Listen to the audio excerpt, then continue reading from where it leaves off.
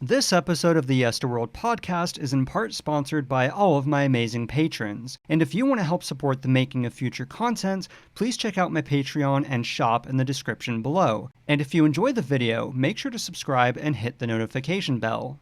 Hello everybody and welcome to another episode of the Yesterworld podcast. So normally I do like a sort of pre-discussion with my guest. In this case it's Rob from Rob Plays. And then after a while, then we begin the actual podcast and I do the intro and all that. But our sort of pre-discussion just merged into the actual theme park topics. So there's not going to be the typical intro and it's just going to jump right into the topics of the podcast. So all that being said, I hope you enjoy. But one thing I wanted to bring up, because we haven't talked, I've talked a lot with like TPM and Dan and Kevin about like, theme park changes and opinions and all that. But we've never really talked all that much about that kind of stuff. And I was watching a video last night. Someone had posted, I don't know how they got it. They're probably fired. But they were walking through the Great Movie Ride. Yeah, I saw that. And I downloaded it and I grabbed every picture. I'm like, this is going to get taken off. So how did you feel about the attraction as it was? Are you happy they got rid of it? Are you sad they got rid of it? Should it have been updated? What are your thoughts around the Great Movie Ride as a whole? That's a good question. Like, I loved it. Growing up, I had this love-hate relationship with it when I was really little because the alien scene scared me to death. But I also loved going into it for some weird reason. Like, I was scared of the xenomorph, but I loved being in a sci-fi spaceship. I love sci-fi in general. Right. And I loved being in the movies. So like, I grew up really enjoying it. I did feel like these past few years, it desperately needed at the very least an update. Like, I think it was showing its age big time. And I think what was smart with what they did, and at least this is how I recall they did it. Maybe I have the dates wrong, but I feel like they announced its closure along with the announcement of what was coming, which is Mickey and Minnie's Runaway Railway. And one, I like the idea of there being a Mickey Mouse ride. We've never really had one of those, a proper one. And the fact that it's based on the new animated shorts, which I love. Like, I own them all on iTunes, even though you could get them all for free online, just because it was one of those, like, I want to support them. I want them to make more of these. So like that was one of those moments where it was bittersweet because I did enjoy the ride. And I think it could have gone on with just a total refurb, but because they were able to tease us with like, this is what's coming, and that was something that I very much am looking forward to and have a lot of expectations towards, it really softened the blow to the point where like, I don't mind that it's gone. And that's kind of like my stance on a lot of rides, which is if I've built these memories up over the years, especially today, we have the technology where there's, a 4K 360 ride through of it that I can go back to. I'm more willing to let it go as long as whatever replaces it is worthy. And so I think in a lot of the cases of the things that have closed recently, we don't have the replacement yet. So we don't know whether or not it's going to be worthy. But I'm like kind of a glass is half full. Like, we'll see. I think more often than not, you get something that is a better replacement than, like a Stitch's Great Escape or something where, it was a downgrade. So, and I've noticed that a lot about I like that outlook because, and I tend to have the more negative side because I tend to have that, like when Tower of Terror turned into the Guardians of the Galaxy, I was upset. I mean, a lot of people were, yeah. But a lot of the things, and me and Kevin have talked about this as well, but you have to think of it from the business side. So that's where I come in, where I try to understand, like, okay, it's a smart business move. I may not agree with it because I think, and it's a whole other topic, but my problem with the Marvel stuff is it's popular now, but I wonder if in like 10 years, 15 years, I don't really like the idea of just swapping out theming like with whatever's popular. Like, oh, this is popular now. Let's swap out Guardians of the Galaxy and make it whatever. I mean, I've seen ride videos and it looks like they did a really incredible job. Like, the queue is incredible. The ride looks really fun. I haven't been to Disneyland since it changed. So I understand in certain aspects. And I guess with Great Movie Ride, I was really torn. For me personally, I'm not a fan. Maybe I actually have to watch the show but I'm not really a fan of that kind of animation style of the. Maybe I sound like an old fart, but it's like I like the old school Mickey style, and so if they were gonna do the concept of the ride, the new whatever's replacing it, that I'm okay with. Like I miss the Great Movie Ride because I love movies and I love being immersed in like all the classics. So I think it either needed a major refurbishment or something brand new, and I kind of just knew they weren't going to spend the money to update it the way it needed to be. But I'm just not a fan of that style of animation and the new Mickey cartoons. And again, maybe I have to actually watch it. Maybe I'm judging a book by its cover because I've never been a fan of that super flat, no dimension art style. Sure. Yeah. I mean, I think when it comes to the aesthetics, it really ends up being that subjective, like it's a style that you dig or you don't. And there are tons of people, especially Goofy in particular. Oh, yeah. He's one of the characters that I think has been the most polarizing with people where they're like, oh, he's just kind of gross. And he's like this weird hobo Goofy. Yeah. He looks like he's like discolored. Yeah, it's like green. It's very like off-putting. There's something about it. I think what grabbed me about the show, I mean, I did like the art style. I do think it's kind of beautiful, but that's subjective. I think what really kept me watching was it is a very witty, snappy, fast humor to it that I think is pretty funny. But you touched upon a point back there that I think is a really interesting one that I kind of love trying to pull myself out of to look at, which is, will Marvel be popular in 10 years?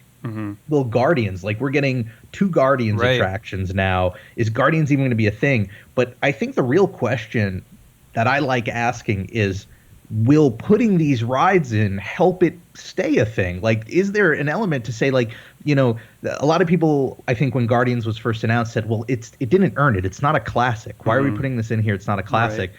But I don't think that's the way Disney approaches stuff, because if you look back at the early days of Disneyland, Snow White wasn't a classic yet. Exactly. Or Peter Pan, like those rides were pretty new. And they also, I think to some people, were probably these, alien ideas, because for them, Disney was Mickey Mouse, Minnie Mouse, Donald. And now suddenly Disney's doing all these fairy tales. Why are they doing fairy tales? That's not Disney. This is, they don't even own these fairy tales. It almost, in a weird way, parallels Marvel a lot, where it's just sort of this outside story that became a Disney thing. So I think Marvel Land's going to be very jarring when it first opens, but I can see a future in like 30 years, 40 years, where there's an entire generation of people who grew up just naturally associating Disney with Marvel, and then at that point that's it takes off. But I think part of it also becomes they'll have those memories of, well, when I was growing up, I went to Disneyland and rode the Guardians ride, and so it creates that sort of and it's a weird concept for my mind to get around, Yeah, and it's part of what I think. I try to always keep that in mind whenever they announce something, when my gut reaction is like, no, don't change that. Like that interrupts my memories. I try to go, okay, but there are going to be so many other people going to this. It's not mine to have. And also, like, their experience is going to be sculpted through this, whereas like mine's already been sculpted, and I'm coming from a totally different perspective. So that doesn't always mean everything they put in there is a good idea and always is going to turn out well, but that always gives me the outlook of like, all right, I'll give it a shot and see. I guess for me too, if they had announced, like, because I don't live in California anymore, because I had been an annual pass holder to Disneyland. I moved there in 2009, and I was a pass holder till I moved in 2016, I think. So I had only been to Disney World like occasionally, so Disneyland has always been more of my home. So that aspect I was upset about, but living in Orlando now, I was more okay with it because of having Tower of Terror here still, being the original. But if they had announced like both of them were changing, then I probably would have been more upset if both of them were turning into Guardians of the Galaxy. I kind of have a far out theory that the other one's eventually going to change, but I do too. I think it is. Me into some I think it's inevitable. I think the problem is, again, kind of like what you touched on, and I know Kevin talks about it in his book and stuff, that we tend to think that the parks are made for us and our memories and our nostalgia, and it isn't. And kids aren't growing up on, Twilight Zone. They probably don't even know what it is. So it makes sense from a business point of view, to go with what's more popular, I guess. But I guess I see Twilight Zone, and they're making a new show out of it. If I'm remember, I think Jordan Peele's hosting and producing. Yeah. So, which will be interesting because, like, how does that changes the whole dynamic? But you might get the same result. When that was announced, my first thought was, well, if this is a popular show, CBS is going to start asking for more money for that property, usage, and maybe Disney goes, well, we have enough of our own properties, so we're just going to, part ways here, and that would be bizarre for Twilight Zone to come back into the public eye and then still get dropped, regardless. Well, I think it's a timeless, and that's again where it comes down to Guardians. I see as more of a temporary. And, like, I do really like Marvel movies. I'm not a huge super, like, I go see them all. I enjoy them all, but I'm not like a diehard Marvel fan. But I see Guardians as more of, what's popular now. And then once the cinematic universe is over in, like, 5 years or whatever, I'm curious how it'll keep going. But I feel like Twilight Zone is more of a timeless classic. And for sure. But again, kids, teenagers, I don't know how popular it is or if it will be more popular, but I guess I just miss having having attractions that have like more original concepts and ideas than just, let's do one on this Pixar movie off this Disney character. But that's kind of like one of those arguments you go round and round because there's, it's all subjective, Yeah. And I think a lot of it is also just reaction. Like, right. I think what we end up getting are parks that have evolved out of Disney looking at what people cling to. It's funny, one of the common arguments made was with Guardians specifically. I know we keep going back to it, is like, well, what happens in 10 years if Guardians is no longer relevant, nobody's watching it? And my natural answer is, well, then Disney changes it again. Like, that's what you swap out rides for. But if it is still relevant, then it sticks around. And maybe the reason why, we still have a Peter Pan ride is because through the decades, Peter Pan has lived up as this classic. Meanwhile, and now I'm trying to, like, last second think of an example of an attraction. But, I think if you have a less popular franchise that just doesn't, Mr. Toad, for instance, that didn't seem to apparently grab as much here on the East Coast, and so that got replaced. And there are the subset of fans who love it and miss it dearly, but I think the general public doesn't really care, and so I think what we end up getting over time is almost like a filter. Time's like this filter where Disney's gonna get rid of the stuff that doesn't stick, and they're gonna keep what works well, and then hopefully at the end of the day we get a park full of timeless stuff. But then you get the new wave of things. I guess I just don't like the idea, and not that they've done it with a ton of attractions or anything, but having something like Tower of Terror just be like this placeholder for whatever is popular. Like if in 10 years it's like maybe not even Marvel, maybe it's something else, then retheming it to that, and then in 10 years versus a Pirates of the Caribbean and Indiana Jones, making sure that first and I know the Tower of Terror, I've heard it had to do with licensing and CBS, like their contract was expiring, and there's a lot more to it than like in Indiana Jones, where that you can't retheme.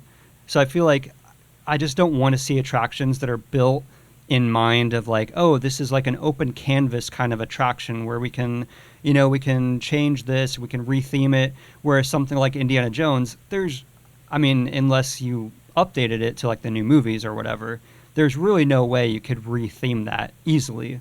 It'd have to be that archaeology, if they lost the licensing, it would at least have to be like an archaeology kind of thing. But I don't want to see attractions, and I'm, assuming, but like if they built what's replacing the Great Movie Ride as something that can just be, interchangeable or, or whatever. I just don't want to see things go in that direction. Or the new Guardians roller coaster, I don't want to see it be built as kind of, it's popular now, but if this becomes popular, then we can, because I think someone brought up that point where they were saying, we could just make it a generic space adventure. And I don't like that idea necessarily of designing a new ride around that idea of, if this doesn't get popular, we can just take off the characters and make it a generic space adventure. I don't really like that. Right. Doesn't really sit well. You want a ride mechanic that's bespoke for the story it's telling. You don't want a blank slate. You don't want to play Mad Libs with rides, essentially, which is fair. I think there are some mechanics that work towards that idea. Like to me, Star Tours is a perfect example because Yep. that is it's a simulator with a screen. True. So that's one where I go, okay, yeah, you could swap out the video. I Very think true. that's what they're gonna end up doing once Star Wars Land opens and they don't need all these Star Wars rides. I think it might turn into something else. But that's because the mechanic is like very fitting for that. Whereas like you make a great example with Indiana Jones or like the Pirates where that wasn't built so that they could just swap out all the animatronics for another IP and then just change it into a new ride. Though it's going to be an interesting balance going into the future because I think there's definitely an argument that it's cheaper to do it the way that kind of gives them more freedom to swap things out. But I do think you have a good point in that it does take away some of the magic of these rides if they just kind of become templates rather than these crafted experiences. And so I think they're going to have to find a balance where they're still doing a little of both so that they can, keep their balance sheet proper, but at the same time give us something that's not falling into, I think, the common criticism you get with like a Universal, which is like, hey, everything's just screens now, which would make it easy to just swap out a video asset, And that's because, I know there are some people that are 100% Disney, 100% Universal. I love both. I love, movies and theme parks and video games are like my three, like the triforce of my passions. So like it makes sense that I love Universal and especially am looking forward to what they do with Nintendo Land. Oh yeah. But that is a criticism I have, is that I don't like just having all these screen-based attractions.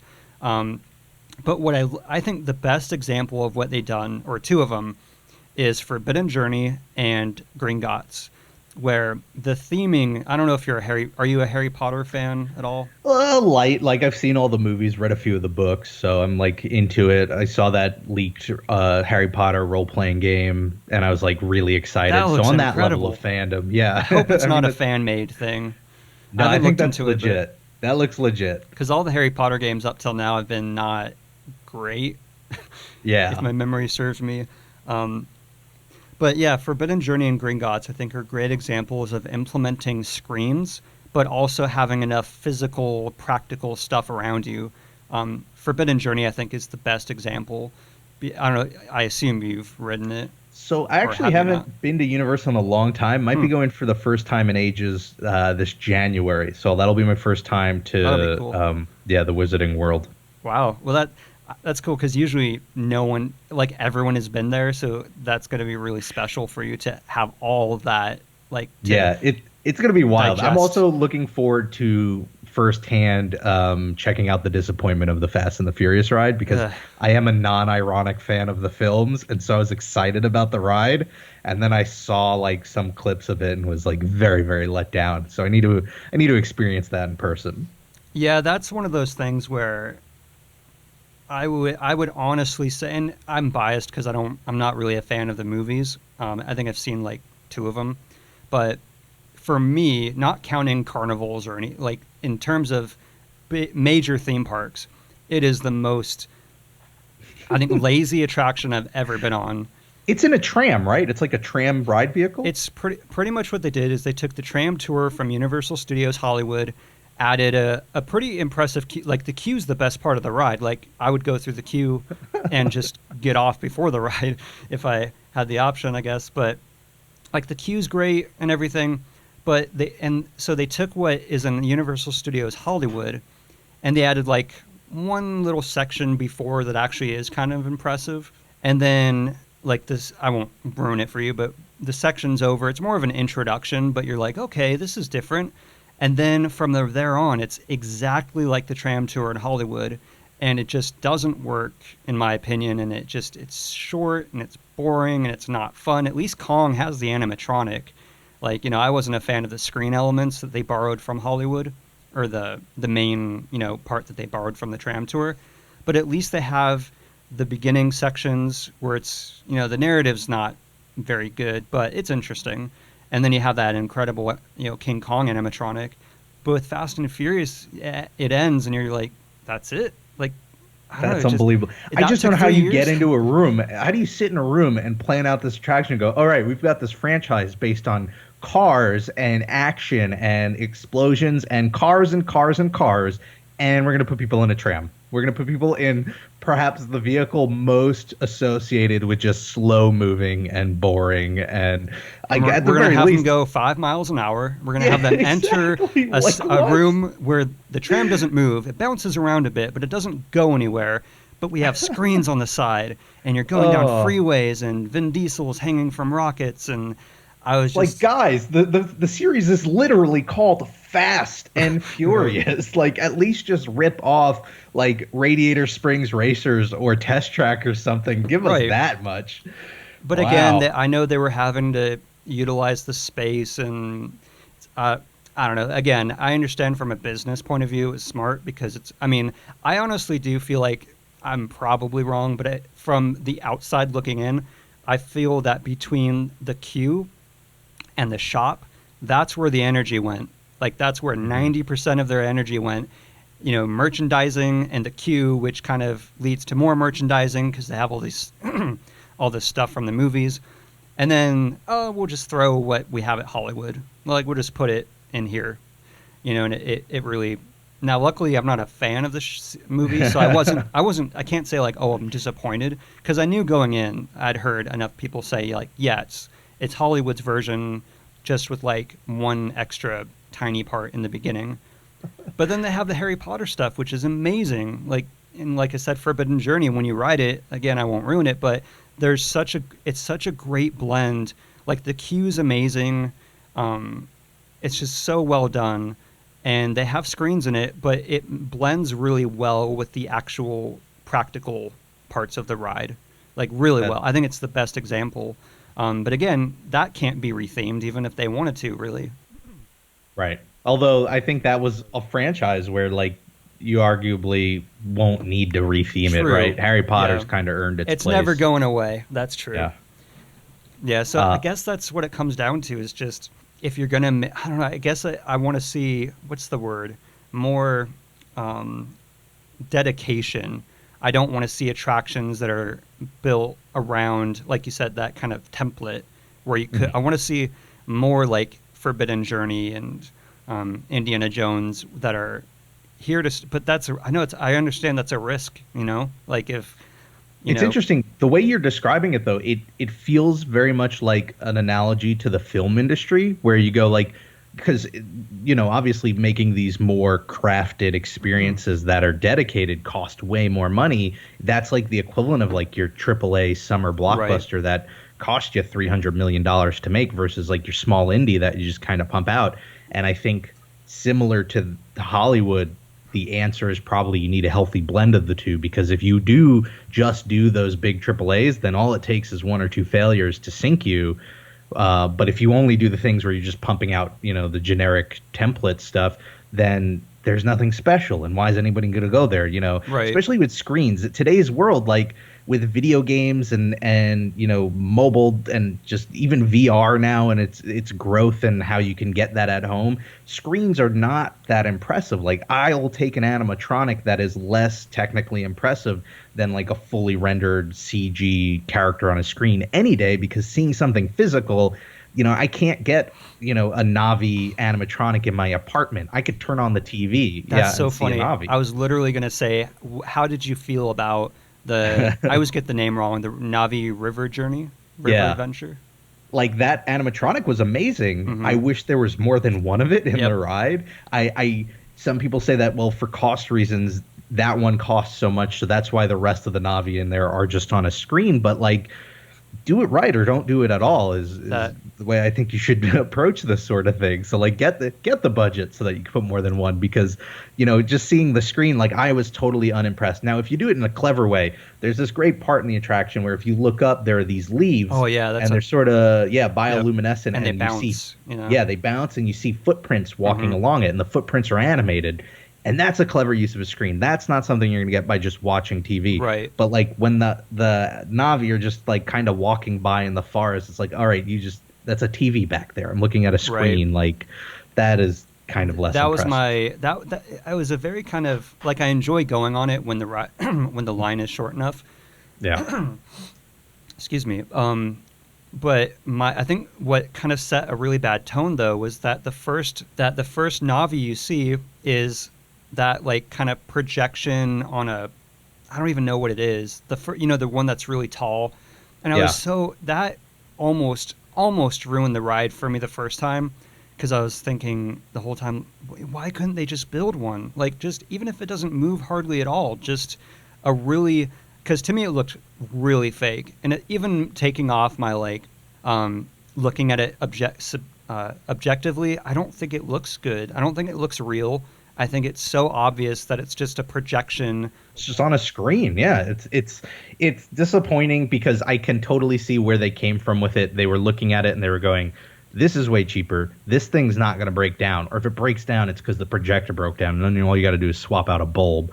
But like, there is something about seeing a tangible object that I think helps with immersiveness so much more, which is why, not to switch gears too drastically, but when there were all these rumors about a Wreck-It Ralph VR experience in Tomorrowland that was going to go where Stitch is, I was totally opposed to that on a conceptual basis, because I don't want to see VR in any of the parks. I'll do that from home. I'll invest in it. Or like go to the Void. Like, that's a great place for it, but not a theme park. Like, theme parks give me real physical experiences. Don't give me just something on my head or glasses or a screen. Right. Like you said, put a very rudimentary animatronic. I'll take that really over a screen. I mean, even if it doesn't even move, I was just, the first time I saw it, I almost, because I went during a preview, and I was like, okay, maybe it's not finished and it's a temporary thing, because I really, other than what you mentioned where you see like the animals walk by and you can obviously tell it's all on a screen, and then you see the other Na'vi walk by,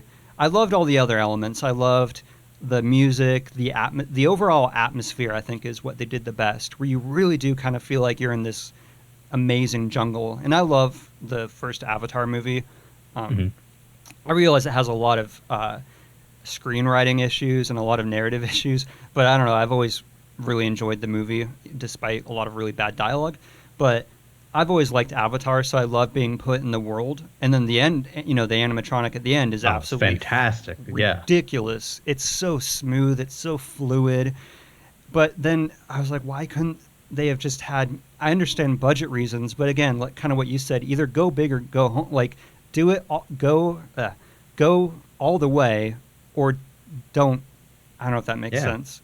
Like, don't just make half of it. It sets that expectation, and so you need to match that expectation. And can you imagine Pirates of the Caribbean, where all of the characters are like cardboard cutouts except for the auctioneer, and then the auctioneer is an animatronic? You go, wow, that's a really great animatronic. That was their key animatronic of the ride. But that doesn't mean you didn't have anything for the rest of the ride. You had other animatronics. So, or just like you pick out any of those classic Haunted Mansion. Imagine a Haunted Mansion with just one animatronic. It's just very weird. You ride it to the end and you're like telling your friend, like, but wait, there's one really good one at the end. Exactly. That would be weird. I can't imagine that would fly at all in classic Disney. So it shouldn't today either. But if they had, that's my thing. If they had one, and the one I'm talking about, it's on the right, and he's standing and he's holding the spear, and he looks so flat, like he just looks like a projection. Like, even compared to the other ones in the ride, I think he's the worst one because it's just so flat. And I thought, if they had just had one animatronic there and the one at the end, at least you're bookending it. So even if the middle has a lot of screens, you have effects like you mentioned where the frog like creatures are jumping on the leaves, and you have those things that spin around. But at least you're bookending the ride with something tangible and physical. Right. But don't start a ride like that with what to me is like one of the cheaper effects I've seen. And it kind of you could bookend it really well too, because the ride's like 2 minutes long, so it's not even much of a bookend. It's like half the ride at that point. Yeah, so it's like I ride it, I enjoy it, but every time I ride it, I keep thinking, oh, that could have been so much better. If they had, I don't know if it is a budget reason or what, but on the other hand, the flight of I always get the names wrong. Flight of Passage. That's I understand it's just a simulator, but holy crap! Like, I was smiling the whole time. Every time I ride it, I'm just smiling the whole time, and just I it's love the that king of ride. simulators. It is, like you said, it's just a simulator, but it is the apex of simulators in the The theme parks, right? movement and like you feel it breathing on your, in between your legs, which sounds dirty, but it's like you feel like you're actually there. And just even the setup where you see yourself on the screen, and if especially if you've seen the movies, um, I don't know, it's just like it's such a corny word, and I rarely use it, but it really is a magical A hundred experience percent. Oh, 100%. Like there's one moment in the attraction, and it seems minor, but I guess like here's the thing, when and you're I in the don't know cave. if you feel the same. No, it's not even in the queue or anything, or I shouldn't say it's not even on the screen, but like I feel like as somebody who now talks about these parks every week and is researching on it and stuff, the magic doesn't go away, but there is an element of like I'm always dissecting everything I see Right. and thinking of it from a different angle. So there are very few times where it's just like a childlike, whoa, that Right. was like magic. And for me, the moment where it starts flashing the lights and before you know it, the whole wall that is in front of you Oh is yeah. now gone and you're in Yeah. this world. That was a moment to me. I didn't know about it. I had not heard about anything Right. about, like, nobody was teasing it. So I was just like, what just happened? That was amazing. And you don't get a whole lot of those moments anymore when you're like in, like in the world of the parks every single week after week. So that was like a completely next level thing to me. And it seems silly because for everything the ride offers for me to go, oh, the part where the wall rises up No, is because amazing. But it's not similar to like I stayed away from everything. I didn't want to know anything about it. I just knew it was a simulator of some kind. But that first shot, you're just in it. You go from being in a room surrounded by a bunch of people and the walls are behind you. And at first I thought that was going to be a bad thing. I thought, well, I'm going to know I'm in a room the whole time. I was worried like, oh, I know like my backpack's like 2 feet behind yeah, me. right there. How am I going to get sucked in? And then the second, like I was in that mid thought, and then all of a sudden I forgot where I was. I don't, and I've never, it's a really weird minor thing, but I've never had a water effect be as good as that ride. Oh Like, yeah. usually I hate misting effects, but it's so subtle and the way it happens, it's almost like they use a different nozzle or something because it doesn't, you just kind of barely feel it and it matches so well with what's on screen. And the other aspect, which is one thing I tend to criticize Star Tours over, is I feel like because James Cameron is such a perfectionist, he would only do it if the on ride footage looked as good, if not better, than how the movie looked, which was very photorealistic. So I Yeah. never feel like I'm in a CGI world. Whereas Star Tours, everything's way too shiny. I feel like there are some aspects that are really well rendered, but there are a lot of times in that ride that I feel like it just could have been polished a little bit more in terms of the effects. Whereas Avatar, I feel like everything's so well done that you don't feel like you're watching a CGI movie. You feel like you are going through, a world. Yeah, you're on Pandora. It's super impressive. It makes me wish they'd go back and redo all of Soarin' just out of embarrassment. Like, how can you leave Soarin' up in its current state when you've got that just one park over? Um, and it's part of the reason why, for everything we were just saying about Navi River Journey, I don't really care that much because I'm like, all right, well, it really seems like clearly all the effort went into one of these and not the other, and Right. I'll take it. Yeah. Yeah. But it has more than anything me so excited for Star Wars Land. Like I am besides myself with just excitement and hype for that because if they put half as much effort, no, I'm not going to go that far. I hope they put as much effort into Star Wars Land as they did into Flights of Passage because that Millennium Falcon ride will bring me to tears probably. Well, No. I guess I like same here. I guess what I hope is that they have a James Cameron type leading it, because I think that's why Flight. Because he is such. I mean, you watch, documentaries on Titanic, and just the amount of attention to detail. That's why it ballooned so much over budget and everything, and everyone thought it was going to be a disaster. But the attention to detail he gave, stuff you don't even see in the movie, like, so he took that same attitude with the ride, I think. So he wouldn't have let something release unless it was like the best CGI, you know, experience. Possible. Yeah. With Star Tour or Star Wars Land or Galaxy's Edge, I wonder if there is someone on that team that's going to hold them to that same kind of high standards. Maybe they don't need it. Maybe it'll be amazing regardless. But I think James Cameron played a big part in why it works so well, because he is such a, insane attention to detail perfectionist person. For sure. I'm wondering if anything, the expectations of the land are going to be enough to hold the Imagineering to, hold their feet to the fire. Whereas, like, if Pandora flopped, I don't think there were a ton of people who would have been super upset about it, because, it's not a super beloved franchise, but there's got to be that level at Disney where they're approaching this going, this is it. Like, if we ever had to be perfect with something at the parks, it has to be this. But I don't know. Maybe I get excited about stuff like that, thinking like in 20 years, are we going to get a really good book about the creation of these lands that really digs into the stuff that right now all we're seeing is the clean PR stuff of this is fantastic, and I want to know why there's only one animatronic in Pandora and Navi River Journey. I want to know all this stuff, and hopefully there's a book being written out there today that we'll get one day. And I feel like eventually they could just, maybe for whenever they do a refurbishment, just add, they do that all the time. Add, totally. Like real, even if it was a budgetary thing, I hope that eventually they have a real, at least one, not other than the ending, of course, in the river journey in the beginning would be nice to just have a refurbishment in like 2-3 years or whatever, and just add it. I don't know. A lot of the stuff is like, obviously I'm not an Imagineer, so it's probably an easier said than done kind of thing. And I imagine they really have to pull on the like budgetary people, whoever's in charge of that. Oh yeah, for sure. To be like, please let us, add this. Because look at how hard Joe Rohde tried to get Beastly Kingdom made, and just with budgetary stuff and Eisner. So it really was not the fault of the Imagineers. It was it was all the other factors at play that led to that not becoming a reality. But yeah, I'm really excited about because I love Star Wars, the movies and everything. Mm-hmm. So just the idea of, I guess I'm more excited about just the world, like I really want the attractions to be amazing, but just what I've seen of the world and how immersive it's going to be, that's what I'm most excited for.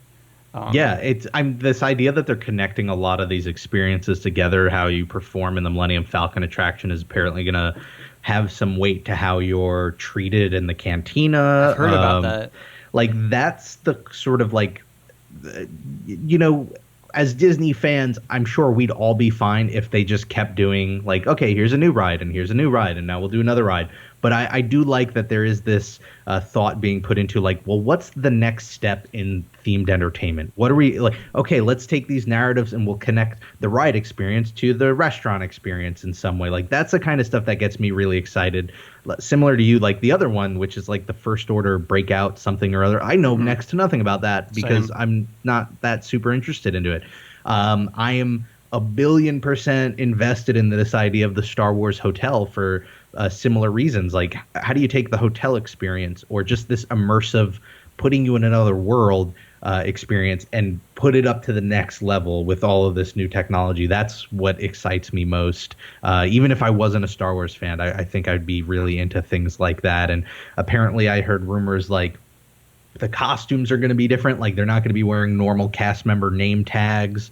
Like, they're really going all out in making sure that this is as immersive as an experience as possible, despite the fact that there's going to be like 10,000 other people in that space at the same time. So it's going to be difficult.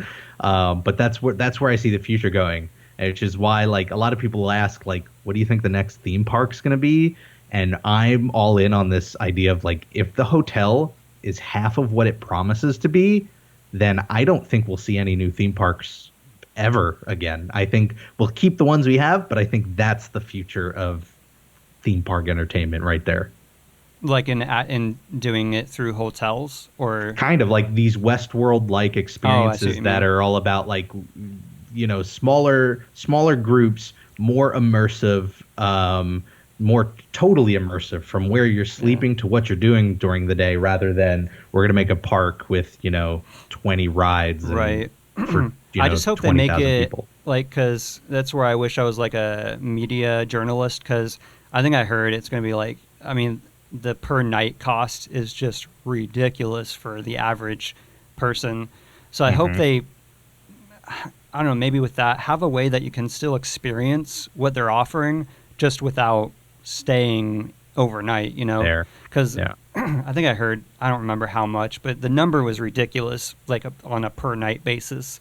So I hope they find a way to be able to offer that to people that can't like just throw all their savings away for one night stay at a hotel, like Yeah, ha- that is the downside. I think a lot of people were likening it to cruise prices, saying it's going to be it's essentially like a cruise on land. You're paying true. those Disney cruise prices.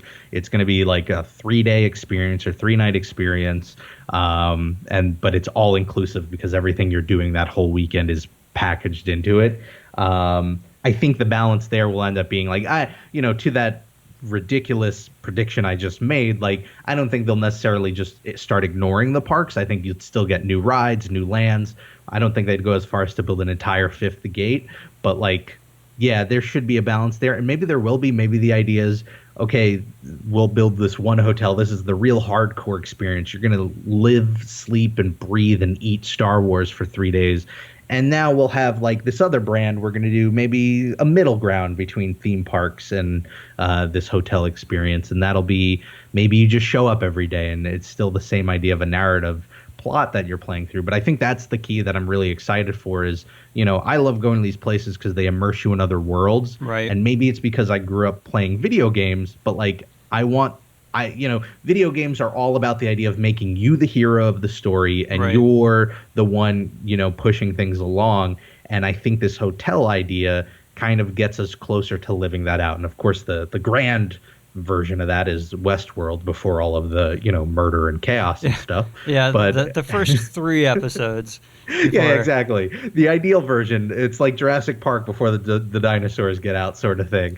Are you a fan of Westworld? Like, have you? Love it, love it. Because I love like I've said this like before. I think the first season of Westworld is one of my favorite first seasons of any TV show ever. Like I was Agree. so immersed because again I grew up with video games and still do play a lot of them. I just beat Spider-Man and I cannot wait for Red Dead Redemption. I've been waiting for that ever since I finished Red Dead Redemption 1. So I love that sense of immersion. So that first season of Westworld was just mind-blowing. I just love that it has brought the topic to the forefront because, for as fantastical as the show is, it is very clearly the direction that I think technology is moving in. Right. And I mean, there are some really heady subjects there about free will and when does Right. AI become, human and deserve human rights. But just on a pure entertainment basis, like look at some of the mirrors of what Disney's doing with a hotel that is supposed to be completely immersive with actors who are playing out the roles and you are taking part in these narratives that are kind of custom crafted and shorter and more expensive, as we're going to find out. Right. And we're moving there. And they've talked about working on technology for animatronics that can converse with the guests and, animatronics that could freely move. You saw the stunt animatronic video that they were working on that like does flips and stuff. Like, yeah, I saw they're that. moving in that direction. And so I think all of the questions it raises are worth talking about because I think it'll be sooner rather than later that we're going to start seeing a lot of this happen. Not the murder and death part. So much, a G-rated Westworld where yeah, exactly. And technology is bringing us to a place where we can do that in a more immersive form than we can do at home. It's nice sitting at a desk and playing with a controller and going into these worlds. But like, have you done the Void in Disney Springs? No, but I keep hearing about it, and actually was talking with my girlfriend the other day about it because I don't even know if it's still there, but I remember hearing about it for a while that it was totally worth it. Yeah, it's there. They're actually about to add on a second quest that's Wreck-It Ralph based or Ralph Breaks the Internet based. But that is something that I think, and I've said this in other streams and podcasts and stuff because I want to put down my chips so that I could go, look, I said so. But I could totally see Disney buying the Void down the line and acquiring them because I think what they're doing is a great way to expand on where we're going with virtual reality, because the whole premise is you're moving in physical space. The wall that you see in the game is a real wall you can reach out and touch, and that's something you can't do at home right now. Even if you do have a VR setup, you are just kind of standing there in free space. And so I think that might be one of the pathways that leads us to this Westworld experience where you get to do anything, because, you know, from a logistical standpoint, something like Westworld just seems like next to impossible. But in a digital space, totally possible, and this kind of marries the two together. And so I hope we see some of that in Disney, not so much in the theme parks, because I don't want to see VR in the parks, but like if that Star Wars hotel has a void-like experience that ties into the narrative, where maybe you're running around on a, you know, Imperial base or something, or you're flying a fighter, like, oh, that'd be so amazing. My biggest fear right now is that they're not going to go all out on this. And well, it's tough because you'd almost have to have, I guess Westworld kind of did that, where you have like packages like, oh, here's the one where we're going to wake you up at 3 a.m. with an alarm, and you're going to have to storm a, you know, like a really intense kind of thing. And then maybe for one, we're like, hey, you just want the atmosphere. We get it. We're not going to bother, you know, we're not going to do the whole role playing thing. So I think if you did that, where you offered different, kind of like with Mission Space, you have the green side and you have the orange side. I will probably never do the more intense one because I just don't like that kind of feeling. But I'm glad they have the option. So that'd be cool if they offered, because I know there are people that don't want to get involved in all that, but that would be incredible to just really feel like you're in this. And then you're, like you said, you're more willing to pay for that, like Jurassic Park. You know, there's a lot of parallels between Jurassic Park and, you know, these other things that are developing. So hopefully they won't go the way of Jurassic Park and all the animatronics will turn on us. And as long as we don't develop the animatronics to like feel and think, I think we'll probably be fine. But then they'll get mad that they can't feel and think. That's where it starts in every movie. They're like, because they're mad that we don't, and then they hack and they figure out how to feel emotions. And then they're like, who designed this robot to feel mad? Why did anybody put the mad programming in this? This makes no sense, guys. By the way, Mission Space Green is better than Orange. That's my hot take. So you're not. I don't think you're missing. I'm always wrong. Which is the more intense one? Orange is the more intense. Okay, I think the new Green, where you just go around Earth and then you kind of land in Florida again. I like that one way more than. You don't have the spinning effect, but I think it becomes like a space version of Soarin', because it's like, oh, look, here's Japan and here's, you know, India, here's the Great Wall, all this cool stuff. But I like that idea. I like the idea of maybe doing a second building for the Star Wars hotel that's just like the light version of it, and it's just really nice themed rooms, and then you go to your parks and you do your thing. But I think the key there, when you talk about the idea of like, you know, being woken up in the middle of the night due to alarm, like, to me, that sounds awesome. Oh, yeah. And granted, I'm coming from this position of like, you know, I'm still younger. I don't have kids. That sounds like a fun time.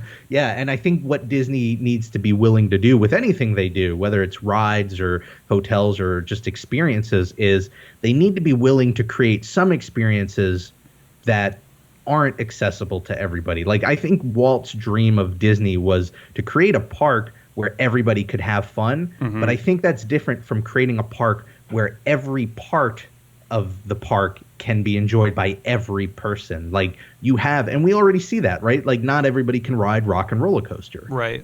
But there, for Rock and Roller Coaster, there's also maybe a lesser intense Star Tours. And then even if that's too intense for you, then that's when you get maybe like your alien swirling saucers. Like, you want to have those levels so that everybody has something to do. But they need to embrace the idea of like, we're going to create this experience. It's going to be crazy. It's going to be expensive, but wild. And if you can't handle wild, that doesn't mean we're going to tone it down. That just means this experience isn't for you. Well, and that's what they do in Westworld, isn't it? Where they have like they have certain characters that signed up for one thing, or they signed up for another. Or I guess that's more they just are allowed to choose to go further. Having that choice, I think, is a. Yeah, but think about, Disney Quest, if they made a Disney Quest of what it should have been, or what it could have been, I guess is a better word, where, like you said, you're not bringing virtual reality into the theme parks, but you're offering like almost like a mini theme park where you can have the void, like you mentioned, where you can have those kind of experiences. Once that Disney. technology is perfected, I want to see Disney Quest 2.0 come back. And I don't want it to be like Disney Quest 1.0 where it's like, we've got this thing here, we got this thing there. I want the Void on 5 floors, a massive story where it's like, you're at the Void all day. Like, you're going to spend 6 hours in that VR headset playing out an adventure quest that takes place over all these floors of a building. And that's probably something that that'd be like 10, 15 years away. We're still in the infancy of like this new VR wave, but that's my wish and hope. My wish and hope, and it's something I would love to. Some people have joked about it, and I think it could become a reality. A situation like mixing the blend of the tangibility, or maybe I'll backtrack, because when it comes to past theme park attractions, a lot of people are going towards the VR. But my problem with just VR is that there's no tangibility. You don't feel anything. You don't feel like you're moving. You're just sitting in a chair, and yeah, it's cool. You can look around, but you don't feel like you're on the old ride. But I think it would be amazing if somehow there's some way they can have like a Disney Quest, but it's of like past theme park attractions that no longer exist, but you actually feel like you're on the rides. You're not just having a headset on. You actually feel wind, or I don't know if that makes sense. I love that idea. No, like imagine. Oh man, that's a great idea. Like a Void with, just an Omni mover that goes in a circle, a free roaming Omni mover that can just match the movement. Yeah, you match the movement. You program whatever senses, and and again, I don't know how much of a market there is. I always wonder like how, if they were in theory to build like a Yesterworld. That's always kind of my jokey dream, is to build an actual Yesterworld. I don't know if it'd be like me and 10 other people, or if it'd be like something that, the general population would be interested in, but it might just be only like theme park historians that would be interested in that kind of thing. Yeah, that is an interesting question. I hesitate to make a guess and be like, nah, I think people would love it, because I feel like the key argument behind most of these rides closing is eventually people don't love them anymore. At least the general public doesn't. For as much as Horizons is beloved in the community, there wasn't much of a line for Horizons by the time it closed. And it might be really popular for the first couple months, and then it goes, the past repeats itself, and then you have this like massive building with all these old attraction simulations, and then no one's riding them anymore. But that's the fun, I think, challenge of trying to like produce something like that, is finding the balance, because maybe you don't have a separate setup for each attraction, but imagine if you had like one small loop of like just a generic Omni mover vehicle, and then the idea is you just load up whichever ride you want. So it's this small footprint, doesn't cost as much to run. Maybe it's not as fully immersive, but if you have this thing on like its own separate gimbal, kind of like a Dinosaur Indiana Jones, where it can move freely so that it can mimic the ride you've selected. Like, I think there are ways to do it in a cheaper way that would make it possible, so that you can go, this isn't going to be for the grand general public, but it doesn't cost too much to run and maintain, so it's okay. Like, we could live with that, and that would be probably a nice middle ground there. But that would be so much fun. Like, I think that would be a way to relive the past. And I think looking at movies and television, there's a pretty safe argument that people love nostalgia and going back to things after long enough time. So I say Disney should do it. That's my nerdy dream come true, where like Disney and Universal can agree on some sort of licensing thing, and they can just have a huge Disney Quest version of the past attractions. Because that's the thing with virtual reality. I mean, that's why I want to experience something like the Void, because for me, the times that I have tried virtual reality stuff, it's more of like I'm too self-aware that I'm just sitting in a chair and I have these heavy goggles on me, and I don't feel anything. I just, it has to be a bit more immersive before I get on board with like virtual reality. But I think that'd be amazing if there was some way to combine the two and allow you to experience attractions that you never got to, like Alien Encounter. I'd love to experience that. Never got to. Me neither. And that wouldn't even be that hard to like program, where you feel the sensations and Yeah.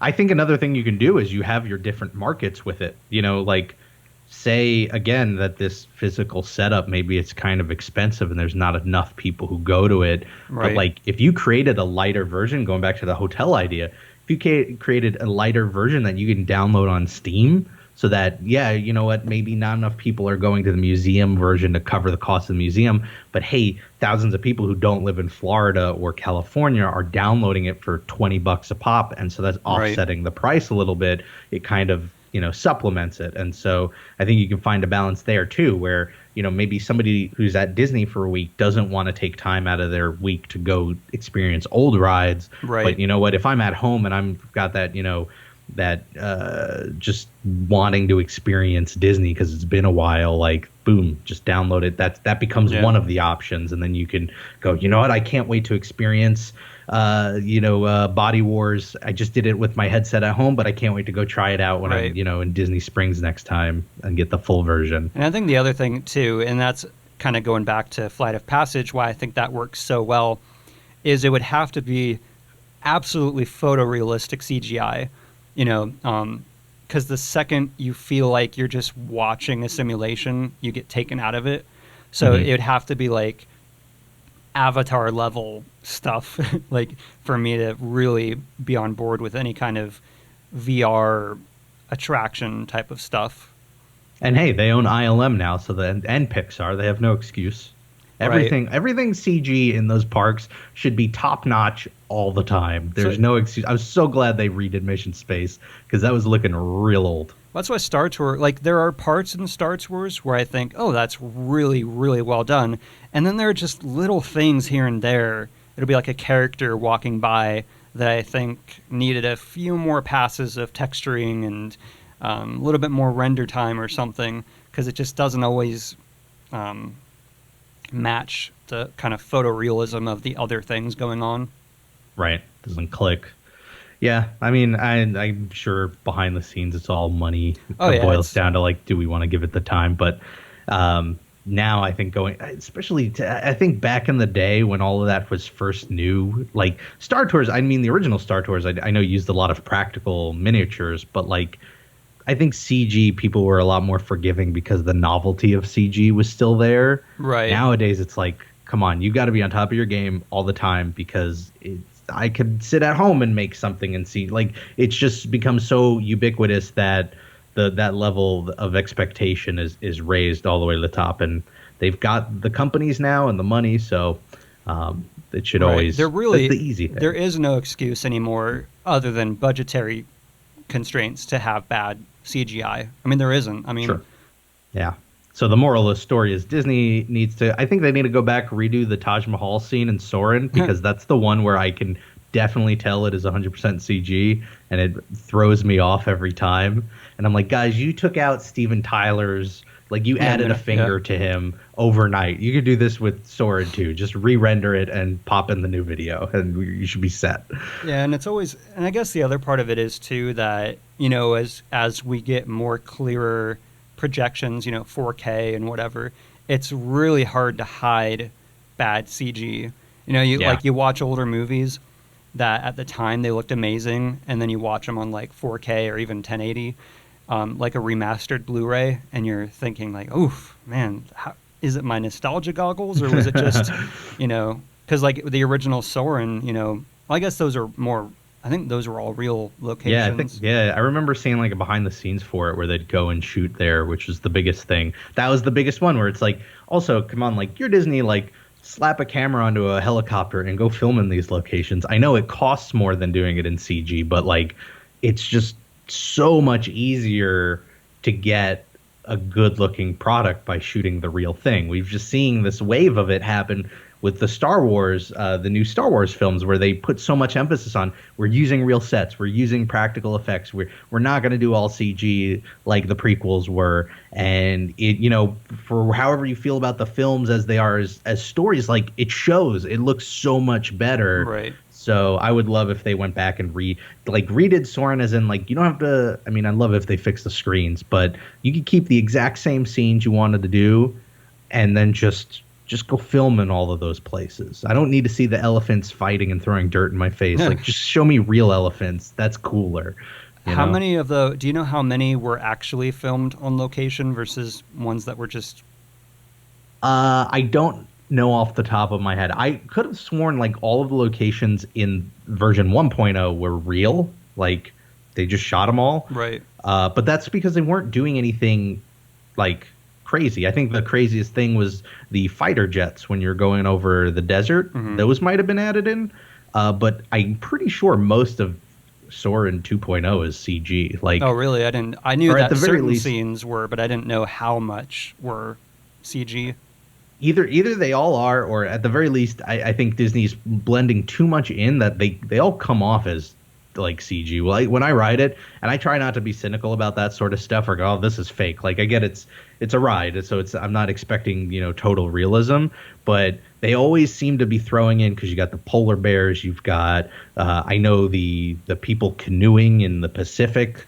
They totally are CG. That's the one that always bothers me the most, are the people canoeing, because it's like their skin doesn't look real. Yeah, they move funny too. It's not like perfect, and that's one of the ones where you go, well, you could get actors, or you could get the actual people to just do that and then film it. Grab some canoes, go to Hawaii, and go over with a helicopter, just shoot or a drone. I get you can't get an elephant to throw the dirt on cue. That part kind of makes sense. Or you can't have a Cessna fly by the helicopter and clip it the way it does in Australia. Like it feels like the CG is a necessity because they wanted these weird transitions. I don't like the transitions. Get rid of the transitions and just they're have abrupt, us go and they actually. Like you're so relaxed, and then you have this eagle come by and screech, and you just like half the time, if you look at the people around you, they jump at every transition, and I think that was almost kind of a mistake, because that's not what Soarin' is. You're not supposed to be jumping, and I mean, I know in the old one they had the golf ball that everyone kind of jumped at, but with this one, I feel like almost every transition is like something popping out of the water, or the By the way, even that was real. The golf ball was CG, but the golfers playing golf, those were real, because I remember reading that the golfer that hits the golf ball is supposedly Michael Eisner. That's funny. I could see that being true. And the golf ball has a hidden Mickey, I guess. If you slow it down, you can see like a Mickey shape on the golf ball. That's clever. Yeah, so I would love to see them go back and redo it, especially with Flight of Passage. I think they show the technology's kind of reached a perfect point. The screen right now in Soarin's really weird, that if you're not sitting in the middle, you're going to get this weird warped view. And then they focus on these buildings like the Eiffel Tower that really magnify this warping, and it's just like this curved Eiffel Tower, which is weird. So I would love to see them go back and kind of give us a 3.0 that's a little bit, I don't know, a little bit better, more refined. Well, I think a lot of the times there's not enough time put into, I guess you'd say, angles of screens, because I know my biggest problem with Kong, Reign of Kong, when it first came out, was that if you're sitting in the front row, it's unrideable. Like, you cannot see you can't see anything, like, at all, unless you turn all the way around. It's so awkward. And even the second row is not all that great. From there, you're fine. But the first row, the whole time I wrote it, I was thinking, like, who did anyone even bother, like, testing this and sitting in it from this point of view? And it was funny, because then a few months later, they actually closed off the first row. Like, you can't. Oh, interesting. So they knew. Yeah, and I don't know, maybe it was a temporary thing, but I know the last couple times I've ridden it, there's like a rope in front of the first row. And it's like, did they really not think of that, like, as they're doing all the testing? That, I mean, I'm sure they just got a ton of complaints of people wanting to rewrite it, because it was just, you couldn't see anything. That would be my guess. I bet there's some sort of operations file somewhere where they're saying, hey, we left this row in because it was going to add, X hundred guests per hour, but now, half of them want to rewrite it again, and so it's not worth it, so let's just shut this down. And I wish this is the only time I'd ever wish I'd work for Disney, is to be on the inside to get all of that information. I love hearing stories like that. Yeah, that's where I guess we have the benefit of covering older stuff, because it has surfaced. You know, like you said, we don't know the behind the scenes on Navi River journey or whatever. But with anything in the 80s and 90s or even early 2000s, there's been time for people to be hired and fired and disgruntled and to leak stuff. And exactly. I had one person ask me if I could do the history of Slinky Dog Dash, and I was like, it's 5 months old. There's no history right now. They had an idea for a roller coaster. I'll do it. It's Toy Story, and that's about it. It didn't exist, and then it did exist. So, but hey, who knows? In 15 years, maybe there's a cool story behind it, like the Erector set and Soren and stuff like that. But got to give it time to age like wine. Well, I even want to find out the real reason behind the Yeti, because there's so many versions of why the Yeti was shut down. The modes it was in. It's too much to get into now, but there's so many versions. It was ripping off the mountain. Oh, it was ripping this. But so I'd love to get one, and I'm surprised they never have. Joe Rohde's never actually said, "Here is the reason." Maybe it's a non-disclosure thing. Yeah, Disney but thing. Because there's so many versions. Oh, my uncle's friend worked on it and said it was this, and same thing with the Indiana Jones ice effect. You have all these things where there's just so many versions of the story of why they shut it down or whatever. And so I wish actually I think Tony Baxter, I randomly came upon an interview he did where he explained more of the ice effect and why it was shut down, and I was like, they need to do that more. Just come forward with it and say, here's the reason why. Because there's so many. One of the versions is true. It's just a matter of which one. And I don't know, maybe because they're still planning on fixing it. I'm not sure if that's going to happen. I think that's a key part of it. I always wondered why they wouldn't do more of that stuff, because there's a part of the fan base that's totally fascinated with it. None of our channels would be where they are if there weren't. And so I don't know why it doesn't make Disney look bad to go hey, 20 years ago we made this mistake and we learned from it and we changed it. So I always wish they would be more open about that sort of stuff. But then again, with a company that large, I don't even know how the legal stuff gets involved. And then you've got a ride like Everest that's still open and running, where it's well, we don't want the ride to look bad now. So I'm sure there are reasons for it, but I would just love some sort of web series by them where they're more candid about their past. Well, even in my recent video, one of the subjects was about the Meet the World at Epcot, and I find that so odd, because part of the thing is that they built Disney has a whole other reason why they didn't build it, and it just is kind of ridiculous. To me, it's a ridiculous reason. It was because there are lines that omit the history of World War II, and we didn't want to offend veterans. It's well, then write it differently, rewrite it, re-record audio. It's not that hard. But the real reason I've heard from people that say they knew people who worked on it is that they built the show building, but then it turns out they built it wrong. They put support beams where they weren't supposed to be. The dimensions were off. And I think, how does that even happen? When you have this $1 million, however much it costs to build these things, I'm surprised that can still happen. Between that being in the 80s is more understandable, I guess. But then you have the Yeti, which is in the 90s. How does that stuff still happen where it's not accounted for, when you're building a multi-million-dollar theme park or attraction? I don't know, but I feel like through a third person, I feel the stress of whoever made that key mistake that cost millions of dollars. Excuse me, Mr. Eisner, we can't have an attraction here. Why not? We built the show building wrong. Oh, my palms will sweat if I send an email with too many typos out to my boss. Here. I can't imagine I kind of just ruined this whole multi-million-dollar project. Sorry. I can't even imagine. And I guess a lot of it is, with the Yeti, I think maybe they just underestimated how much force was going to be used every day, all day. But yeah, I always thought the Epcot one was pretty funny, because I didn't even know about it until recently. I thought, really? They built the show building wrong, and that's why it got scrapped? Have you ridden Everest with Yeti in A mode? No, not.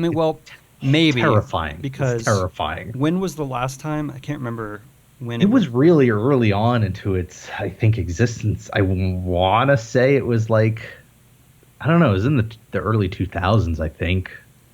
'Cause, like it was the year or so after it opened. I think they turned it off pretty quickly. Yeah, it was within like a year or a few months, but I don't think I did. I know I went to Disney World when I was like 12, so that was it would have been the year 2000, but I was also kind of a scaredy cat, so I can imagine it not being one I wanted to ride.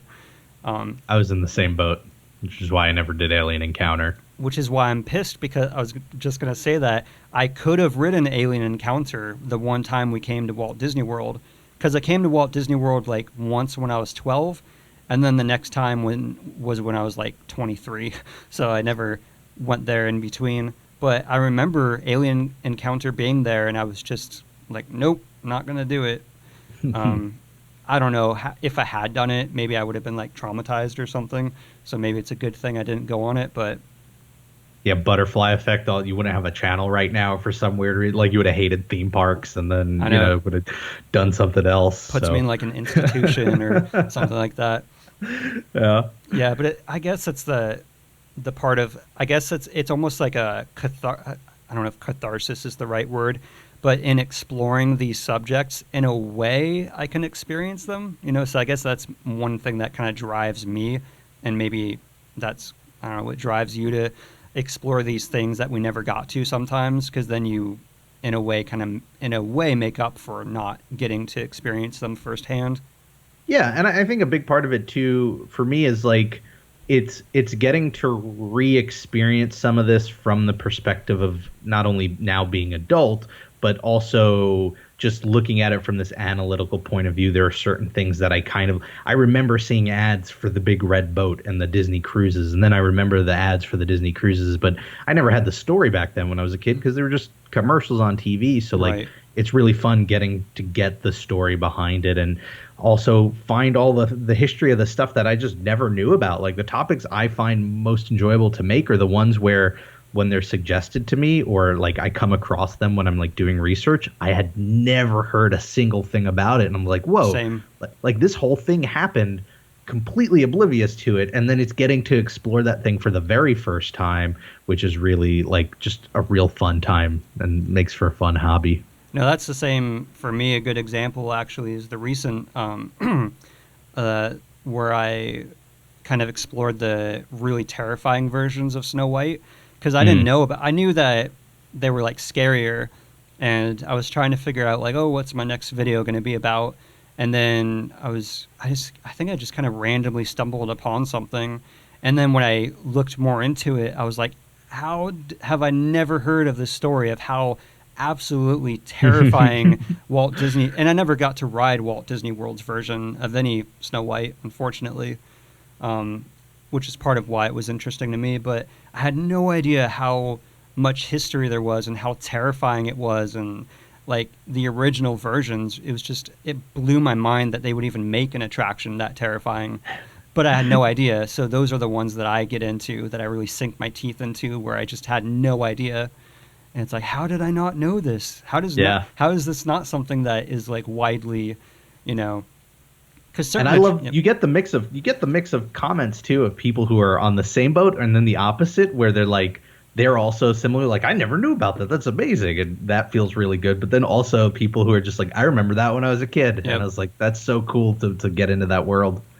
Yeah, my favorite comments are the ones where people, when you're exploring an aspect of the parks that maybe aren't as widely covered, and then someone will say something like, thank you for covering this, because no one believed me it was this. With Snow White, I kept getting those. It was like, no one believed me it was this terrifying,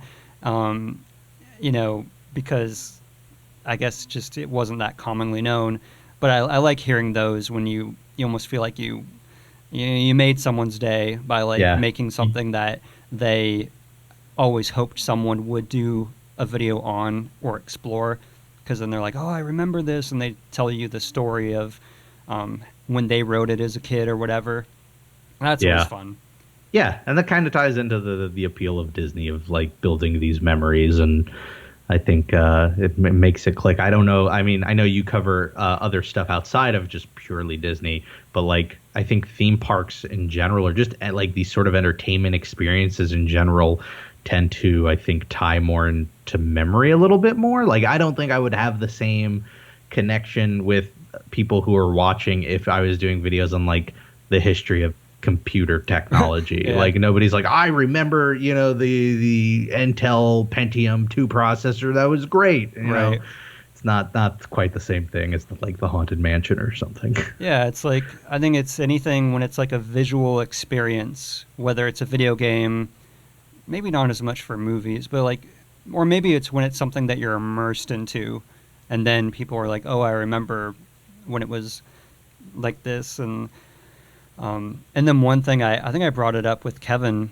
once was, I'm curious to see like in 50 years from now, because when we explore these attractions, from the 60s, 70s, 80s, and this was before cell phones, or before, it was before everyone had a camera and could capture everything. Maybe there's 5, like, let's say there's 3 or 4 point of view videos on the original Snow White at Magic Kingdom, like the original. But now, I mean, there's hundreds of point of view videos on every attraction. Oh, yeah. So is there going to be as much interest or intrigue in exploring these even 50 years from now? Because there's just so much already on it. There's so many articles every attraction, there's always like 100 articles and all these point of view videos and behind the scenes. Whereas older stuff, that wasn't really always the case, I hope so. I hope it's because of it's all relative. Because I think today we look at the technology and we go, look, it's 4K. You've got 360 cameras. Like, this has everything you're going to need. But let's imagine in 40 years if your Yesterworld idea comes to fruition, and now you're putting on this headset with maybe a haptic feedback gloves, and you're in this ride vehicle, and so you can experience some attractions where you're experiencing the sights and the sounds and the smells and everything, and then they go and they're like, 4K video, that's it? That's all you have for this attraction? That's nothing. And so it might still have that same novelty that we have today, where it's like, oh, look at this VHS rip.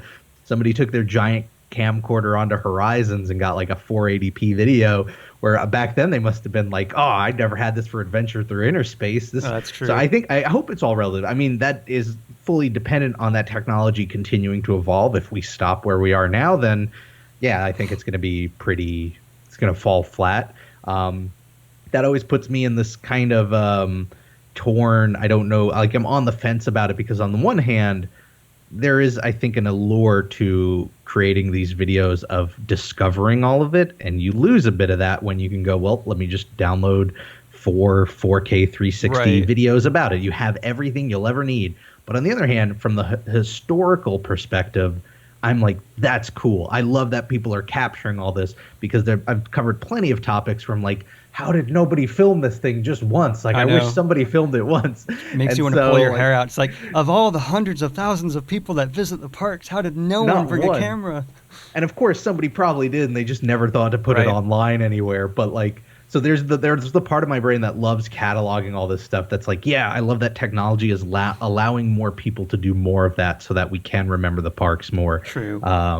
So it's like it's a little bit of both, I guess. Yeah, I was gonna say that's kind of how I feel about. I was doing research into like Haunted Mansion, and there's like this effect in Magic Kingdom, or it may or may not have existed. There's evidence of it on various documents and blueprints and stuff, but there's no video, no photos, no video, just because it was if it was there, it would have been for like a few months, kind of like a Hatbox Ghost kind of thing. Yeah. That's why I try to record everything. There's the part of my brain that's just like, this might not be here tomorrow, and even if it's small and insignificant now, like, I'm going to take B-roll of it, because who knows, in 20 years might be like really nice to have. I see what you mean. So it's kind of like it's almost a bittersweet. On the one hand, it's nice because it's more fun to explore those and try to find someone who had a footage or photo or video of it. Whereas, at least even if, everything is explored now and there's coverage of everything, that brings a new kind of excitement to it, because then you aren't going to have that, oh, I wonder if someone caught it. Like, someone caught it. If it becomes some kind of mysterious thing.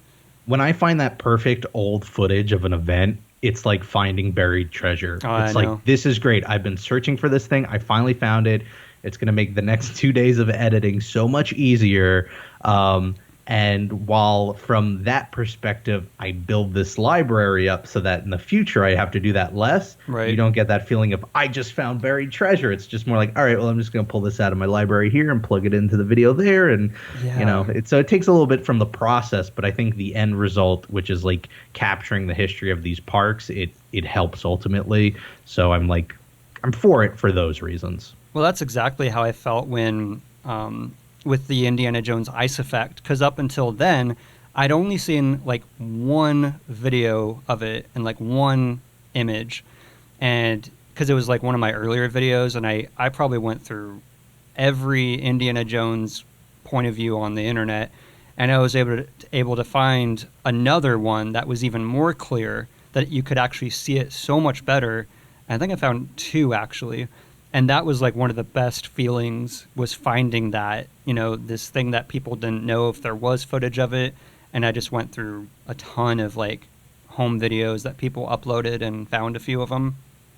So those are actually my favorite type of videos to do, and my favorite moments in the creative process is when you find that image, you find that video of whether it's an event or an effect or whatever that either Oh, people yeah. didn't know existed, kind of like the Hatbox Ghost. Like, if that had been me, I think it was Disney History Institute who put out the video on it, and he was like the first one to ever find footage of the Hatbox Ghost, like actual footage of it in the attraction. Like that would have, I would have, that would have blown my mind to find something Yeah. like that. And I love It making those discoveries.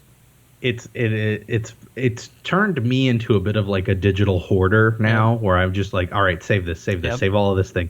Yeah, I don't have like regular. The big thing for me, because like I've been focusing a lot on like these kind of events that Disney does outside of the parks, a lot of marketing stuff, like Mm-hmm. when they like tie in a movie premiere, which I just did in New York, or when they do like marathon events.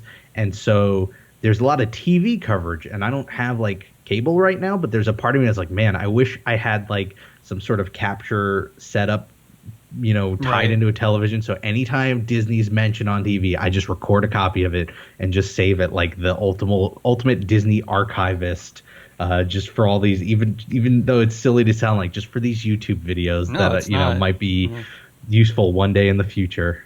No, I totally agree. And that's why I do that now, where I have kind of built up my own little library of like footage of videos from like 1970s to 90s or whatever, just because you never know when a video is going to get pulled off YouTube. Maybe the owner Yeah. decides, because a lot of the stuff I do, when I do make like the kind of discoveries that are really exciting, it's just someone who uploaded their 1 hour long trip video, and they had no idea they captured the ice effect, or there's, I can't think of any others, but I've had those moments where it's like no one, they didn't know what they had, and so, and for all you know, they could pull it off YouTube the next day, or Oh yeah. so I always save everything I find that could remotely be of use, like archival stuff, or like the Yeti, or any of those kind of things where for a time people didn't know if there was footage of it. And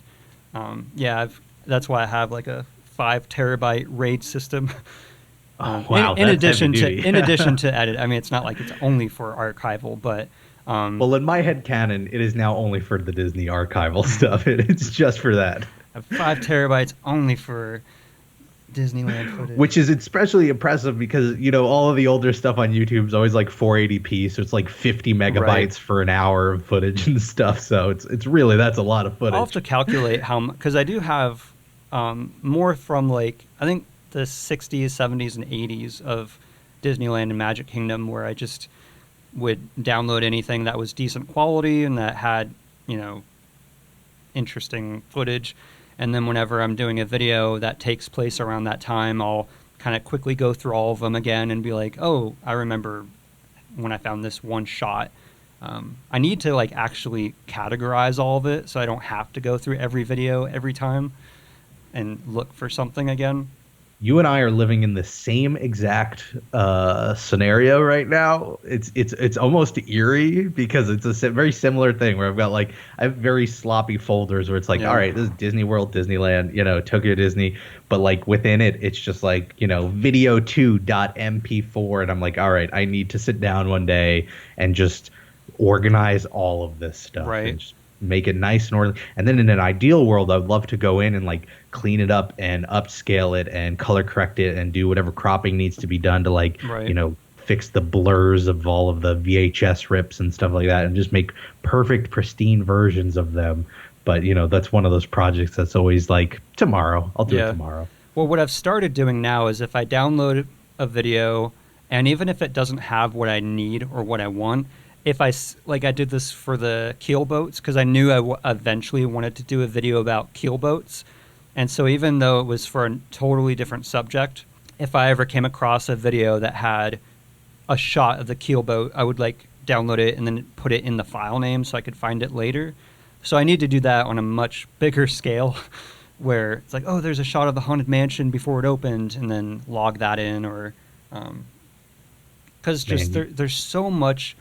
And this is where I don't think we could be doing what we're doing even 5-10 years ago, where there's just so much random footage on YouTube of like theme park trips.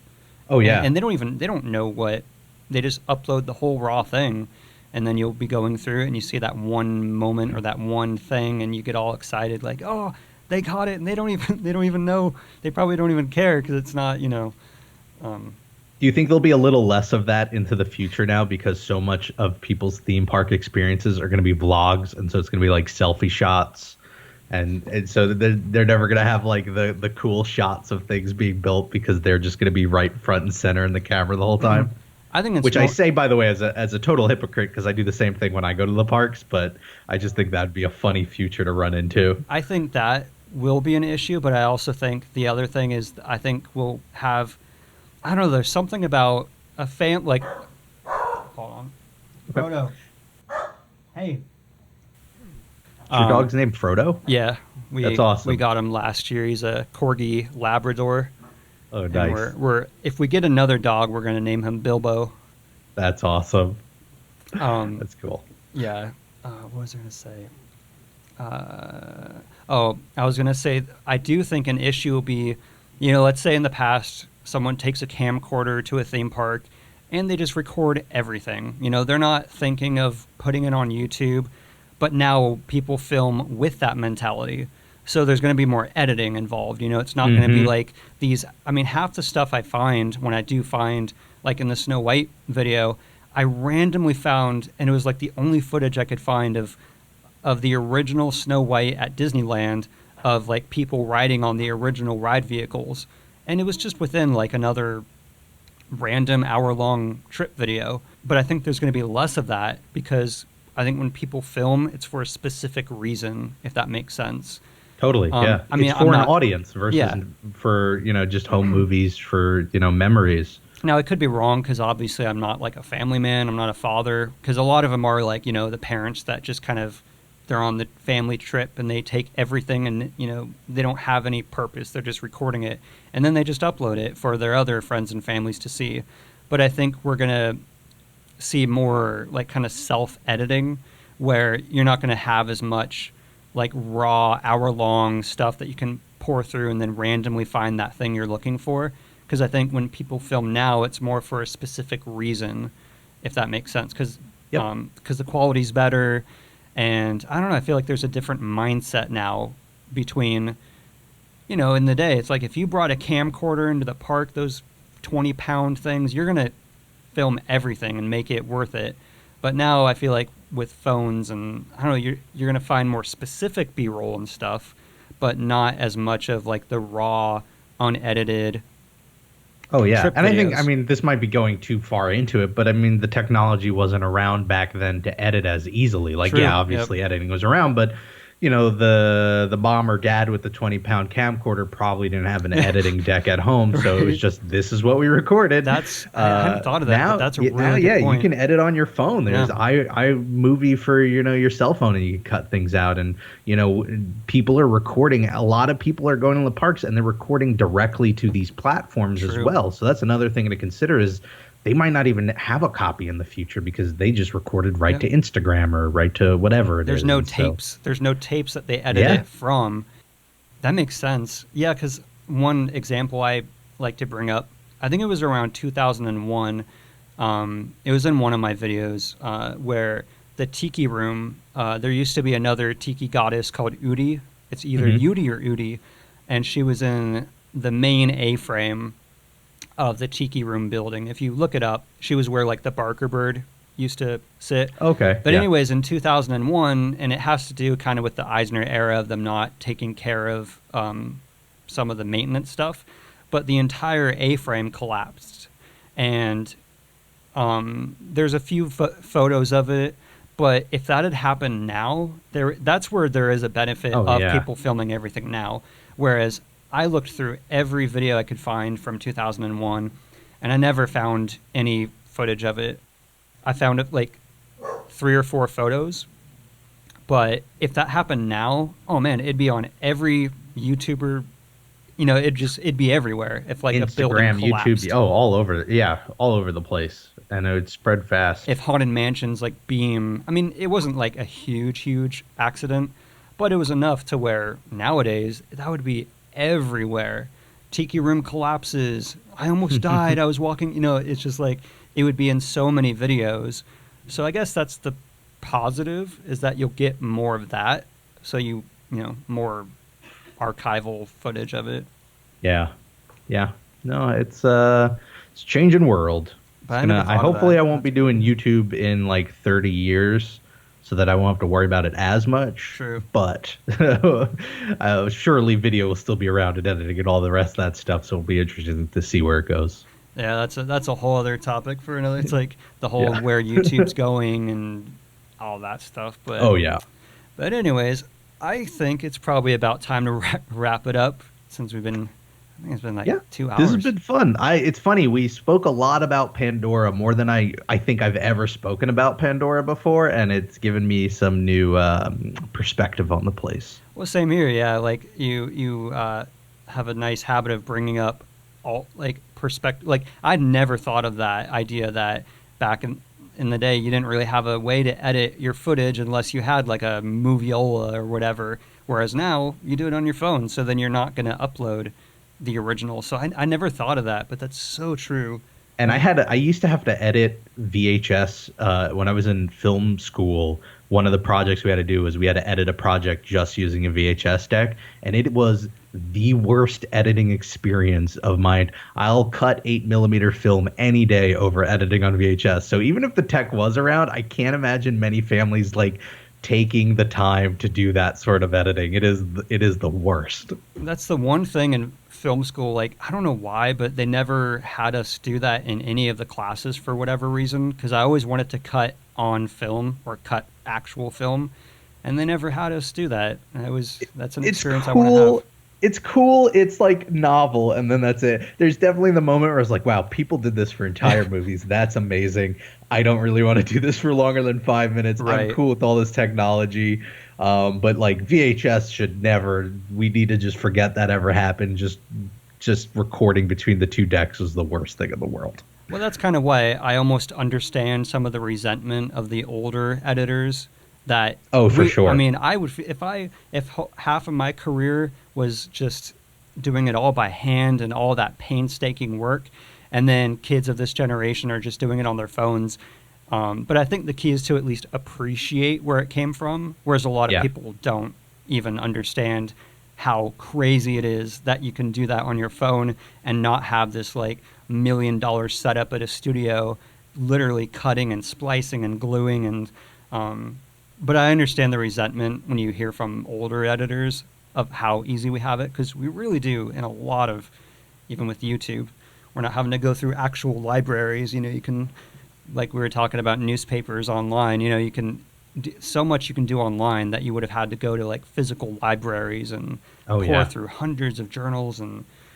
But anyways, really appreciate you coming on and having this little discussion. Yeah, thanks for having me. This was a lot of fun. It was fun to actually sit down and like actually talk about stuff, because I've always, I've heard, because you do stuff with Kevin, and so I was always curious to hear more of your side of opinions. Yeah, I know Kevin was on the last episode, and I was about to come on and like just try and say the opposite of everything he said to keep our fake rivalry going.